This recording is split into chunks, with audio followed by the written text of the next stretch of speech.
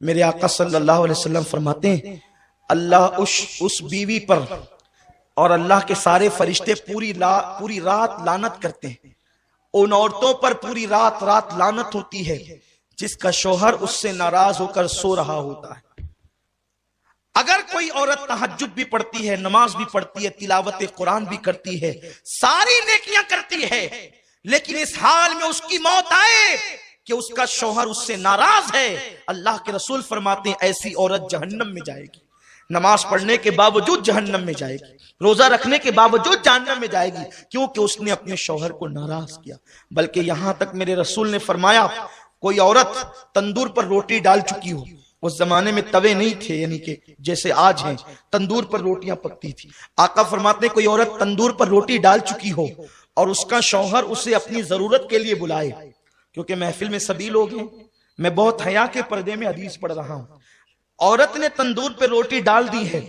اور اس کا شوہر اپنی ضرورت کے لیے اس کو بلائے اور عورت نہ کہہ دے اور شوہر ناراض ہو جائے، تو جب تک وہ شوہر کو نہیں منائے گی اللہ اور اس کے فرشتے اس پر اسی طرح لعنت کرتے رہیں گے۔ اگر اسی حالت میں اس کو موت آ گئی تو وہ عورت جہنم میں جائے گی۔ آج کل کی عورتیں تو شوہر کو گالیاں دیتی ہیں، اگر شوہر غصے میں کہہ دے کہ تجھے طلاق دوں گا تو وہ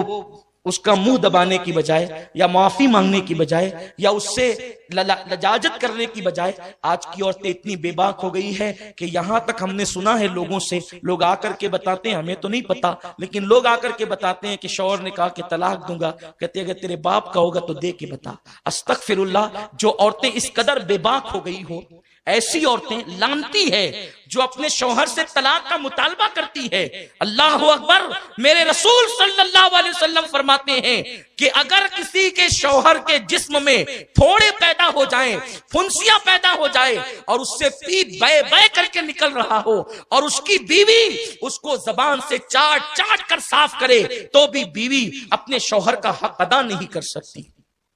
شوہر کا حق یہ ہے بیوی پر کہ اگر شوہر کے بدن کے زخم کو وہ زبان سے چاٹ کر صاف کرے تو بھی حق ادا نہیں کر سکتی۔ اور اللہ کے رسول صلی اللہ علیہ وسلم فرماتے ہیں اگر میں اللہ کے سوا کسی کو سجدہ کرنے کی اجازت دیتا تو میں عورتوں کو کہتا کہ وہ اپنے شوہر کو سجدہ کرے، لیکن چونکہ غیر اللہ کو سجدہ جائز نہیں اس لیے عورتوں کو اجازت نہیں، لیکن عورت اپنی ہر خوشی کو اپنے شوہر کی خوشی پہ قربان کر دے۔ اللہ اکبر، اگر شوہر کہہ دے تم نے اسٹور نہیں جانا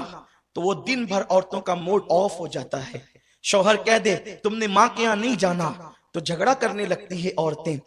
پتہ نہیں یہ عورتیں اتنی بے باک کیسے ہو گئی۔ جن عورتوں کو شوہر کو ستاتے دیکھو سمجھ جاؤ ان کا ٹھکانہ جہنم ہے۔ اللہ کے حبیب صلی اللہ علیہ وسلم فرماتے ہیں کہ میں نے جہنم میں سب سے زیادہ عورتوں کو دیکھا، کیونکہ عورتیں اپنے شوہر کی ناشکری ہوتی ہیں،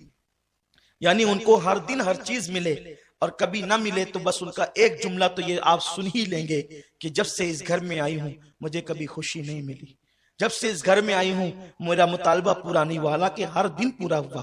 یہ ناشکری صرف شوہر کی نہیں، یہ اللہ کی ناشکری ہے، اور ایسی عورتیں جہنم میں جائے گی۔ اور پھر ماں باپ بھی اتنے بگڑ گئے، اللہ رحم و کرم فرمائے کہ اگر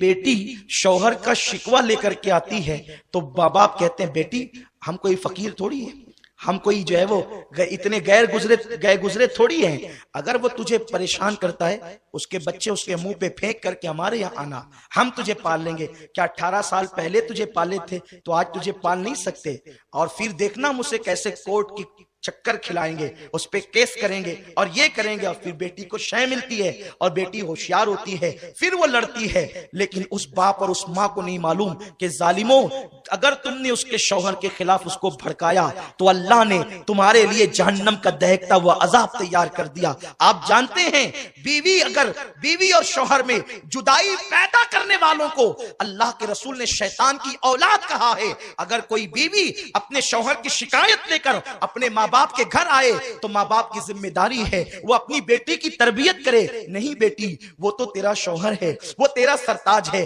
آپ جانتے ہیں ایک ماں باپ اگر بادشاہ بھی ہو جائیں، کروڑ پتی بھی ہو جائیں تو وہ اپنی بیٹی کو قطعاً وہ چیز نہیں دے سکتے جو اس کا شوہر دیتا ہے، کیونکہ میرے رسول نے فرمایا، بلکہ میرے رب کا فرمان ہے لِتَسْكُنُوا إِلَيْهَا، کہ عورت بیوی شوہر کے لیے سکون کا ذریعہ ہے اور شوہر بیوی کے لیے سکون کا ذریعہ ہے. یہ ایک دوسرے کے لیے سکون ہے. زیور پہن کر کسی عورت کو وہ سکون نہیں مل سکتا